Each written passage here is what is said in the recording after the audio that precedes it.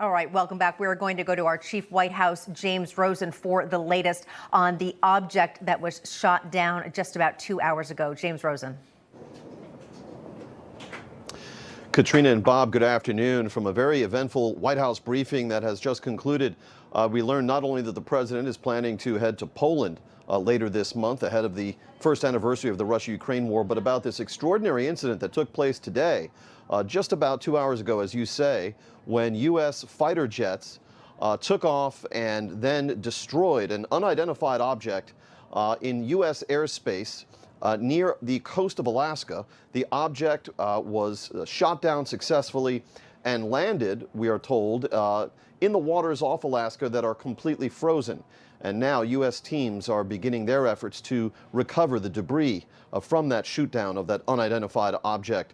The National Security Council spokesman, Admiral John Kirby, could not tell us much about the object because he said the United States government simply doesn't know a lot about the object. But they did have an opportunity to surveil it briefly before it was shot down on more than one flyby that was conducted by U.S. fighter jets. And they determined that it was about the size of a small car, nothing like the size of the Chinese spy balloon that was shot down by U.S. fighter jets last Saturday. Given how much was unknown about this object, it raised the questions about what the president knew exactly when he ordered that the object be shot down.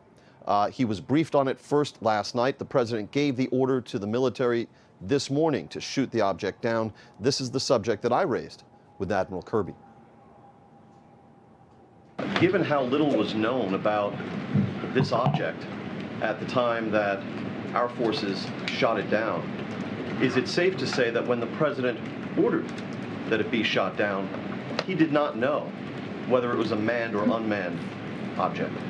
We were able to get some fighter aircraft up and around it before the order to shoot it down, and the pilot's assessment was that this was not manned.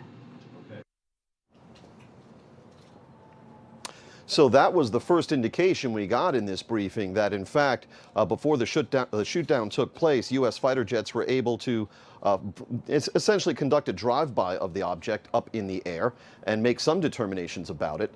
And we learned further from Admiral Kirby that, in fact, that was one of at least 2 flyby missions conducted by U.S. forces. Other questions remain. Who owned this object? What was its purpose? And what will the response of the United States be going forward in similar cases?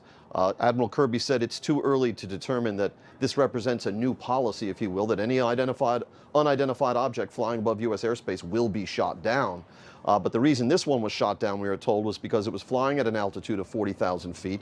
It was headed towards the Alaskan soil, if you will. That is to say, it was going to be flying over U.S. territory, and it posed some threat, it was considered, to civilian aircraft.